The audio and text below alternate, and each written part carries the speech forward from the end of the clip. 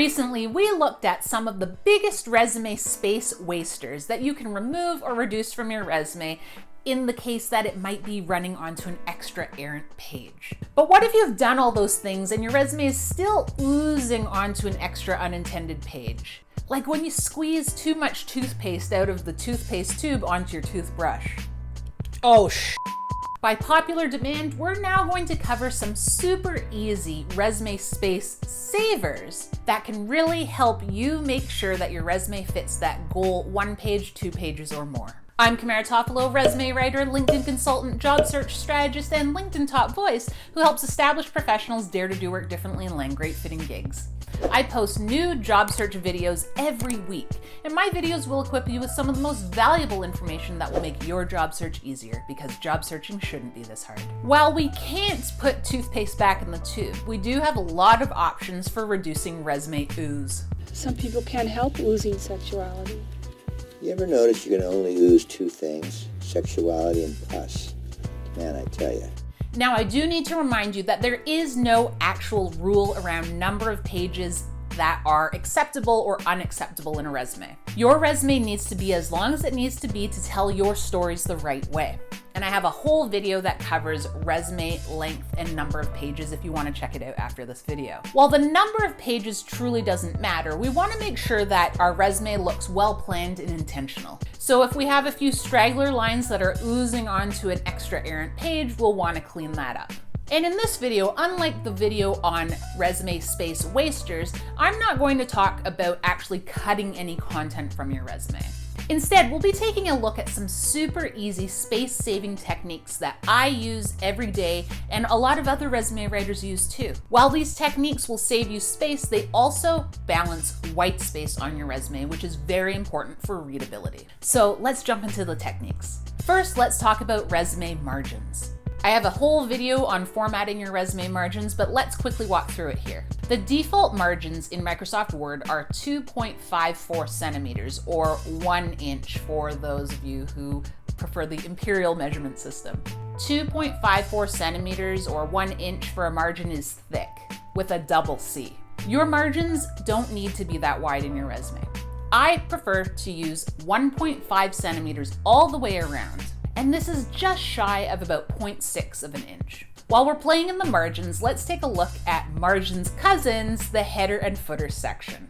Now, I should note that we don't want to put any important information in the header or footer section of our resume. The reason that we don't want to do that is because it will create more work for us later down the road when we're actually applying to jobs online. It will force us to re-enter that information that may be contained in that header or footer section of our resume.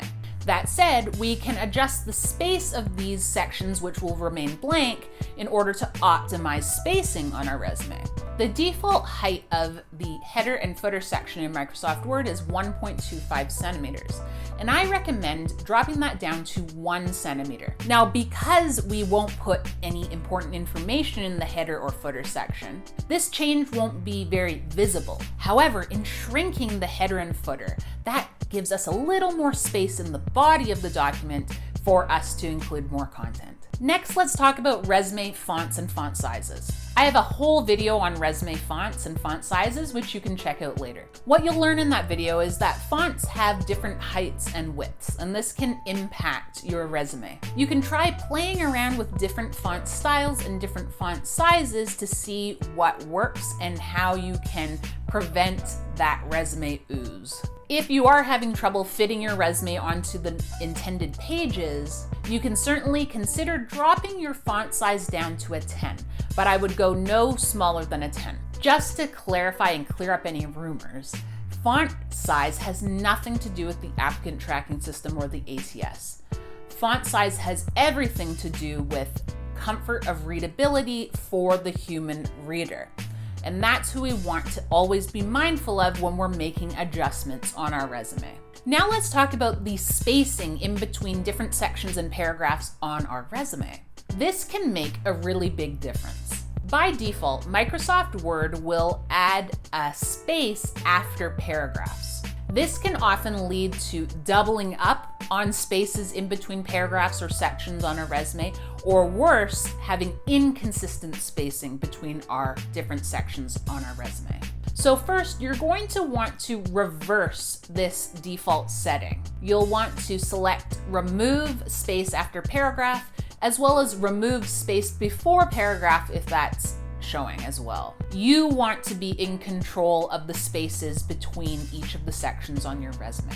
In addition to this, and this is by far one of the easiest changes to make on your resume with the biggest impact, and this is to change line spacing from the default 1.15 to 1. Just watch how much of an impact this has.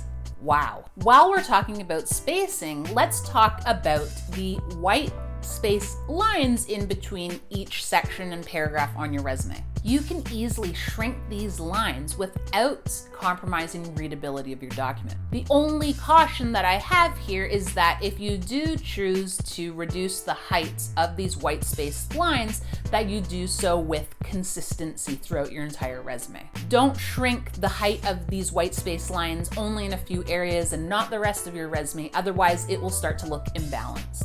And let's talk about using single lines for certain resume content. If you do opt to include a volunteering and community involvement section on your resume, you can easily list each volunteer engagement on a single line. Doing this will save you at least one line per volunteer role. Similarly, you can do the exact same thing with your education section, certifications, or professional development. You'll want to enter a single line for each credential. These are just a few of the easy resume space-saving techniques that you can use to make sure that your resume fits the intended number of pages. And here's my cue for you. Which of these resume space-saving techniques will you use? Is there anything in particular that you are still struggling with on your resume? Tell me how I can give you a hand in the comments below. And as you know, I make a lot of videos, but I also make free guides to help you in your job search. If you'd like my free cover letter guide and checklist, or my free post-interview thank you messages guide and templates, you can sign up for them. The download links are in the description below. And if you found this video helpful, give it a like, share it with a friend, and click on my face over there, I think, and subscribe. I'll see you next time.